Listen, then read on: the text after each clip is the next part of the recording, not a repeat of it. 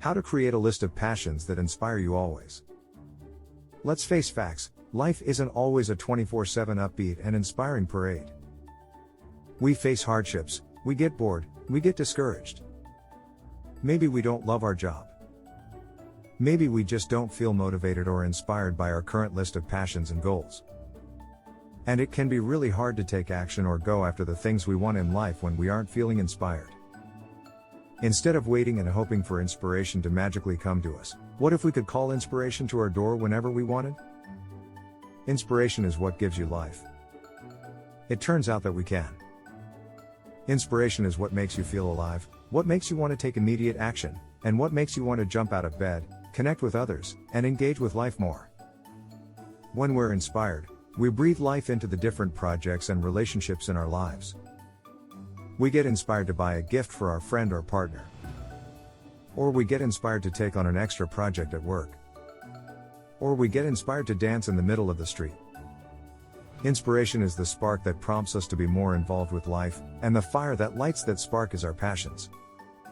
When we're passionate about something, it feels like we can do it endlessly, like when we're having a passionate conversation until late into the night, or when we're passionately playing video games and just have to beat one more level, or when we're passionately dancing at the club. And we can actually map those passions to create a formula for inspiration to come at all times. Even if you feel like you're just not a passionate person, or that nothing really lights your fire, I'm calling your bluff. Every single person has things that make them come alive, things that turn them on to life itself. You just may have spent so much time doing unpassionate things in your life that you've dulled your sensitivities to your list of passions. However, we can reignite that fire pretty easily. We just have to explore what you're sensitive to. Passions are in your sensitivities. When we're feeling really inspired, it's a lot easier to become inspired because we're sensitive to inspiration and passion in those moments. On the other hand, when we're not feeling inspired, it can feel nearly impossible to get there. When we're children, we're usually a lot more sensitive to our passions than we are when we're adults, simply because we get to do more inspiring things. It's a lot easier to stay inspired when we're playing games instead of paying the bills or driving in traffic. However, that means that we can rediscover those passions pretty easily by starting with what we are sensitive to in life and then creating a list of passions. Every single person has unique sensitivities that they've had since they were born. Some people are sensitive to music, and the right song can change their mood instantly. Other people are sensitive to freedom, and they start to feel trapped very quickly. Sensitivities are the stuff we feel. They include our passions, but they also include our pain. So, if we're not feeling particularly passionate, focusing on the passions we can't access will only make us feel worse about ourselves. Instead, let's start with the stuff that kind of sucks. Map your pain to discover your passions. Grab a piece of paper or open up a Word document, and answer the following questions. 1. What is one of the most challenging or frustrating moments of your life, that doesn't feel re-traumatizing to think about? 2. What were 5 things you felt in that moment? 2. For example. 2. I felt angry, disappointed, stuck, not good enough, and embarrassed. 3. Now, flip it. 3. What would you have rather felt in that moment? 3. For example. 3. I wanted to feel calm, excited, motivated, worthy, and proud. 4. Take the words from question number 3 and start listing out any time you felt those words in the past. 4. Did you feel them with any particular friends? 4. Did you feel them playing any games or in any hobbies? 4. Did you feel them doing any work projects? 5. Start to notice patterns in the past and create a list of passions for the future. For example. 5. I felt proud on the day of my wedding. 5. Being connected to friends and family makes me feel proud and is a passion of mine. How to make a foolproof list of passions. It might take some finagling to modify those past instances of your sensitivities into present moment experiences. For example, you may no longer engage in that hobby, have that job, or hang out with those friends.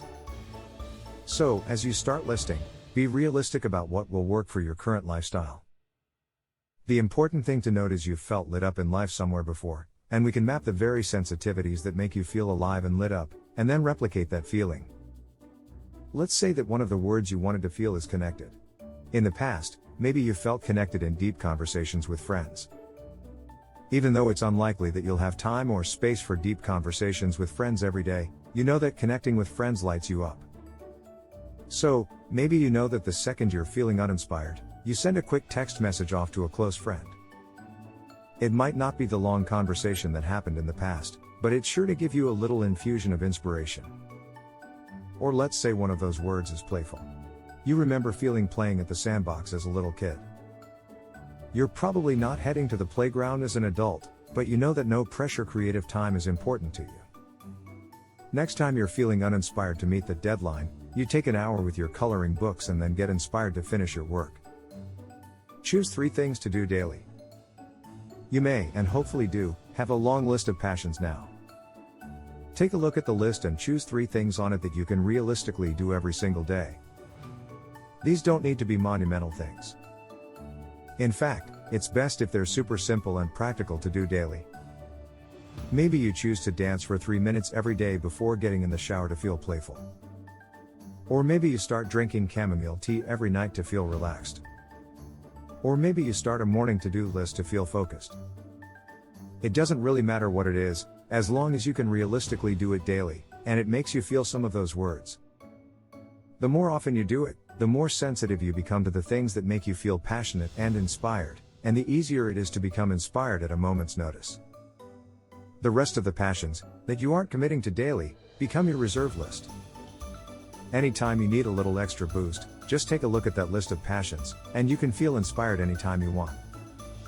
Why it works. The trouble with most passion and inspiration advice is that it's pretty generic, and it may or may not work for you specifically. However, if we start with your sensitivities and experiences where you've already felt those sensitivities, then we have a proven formula that works for you specifically. Instead of pushing yourself to be someone you're not, it's a lot easier to find inspiration in who you already are and what you're already sensitive to. If you've felt a lot of frustration or pain around isolation, chances are that you're sensitive to connection and feel more inspired when you're connected. If you've felt a lot of frustration or pain around feeling unsafe, chances are that you're sensitive to it and feel more inspired when you're safe. So, if you're feeling connected or safe or whatever you need to feel, then you're going to feel inspired, and we can use that formula to build a life based around your list of passions and what lights you up. Always feel inspired. Just like staying in shape, the best way to get inspired is to never get out of it. The less inspired we feel about life, the less sensitive we are to inspiration.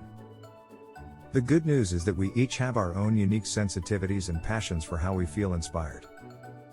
If we make a list of those passions and keep it handy, and even do 3 things from it every day, then we have a foolproof formula for getting inspired at the drop of a hat, and we're constantly becoming more and more sensitive to that inspiration every day.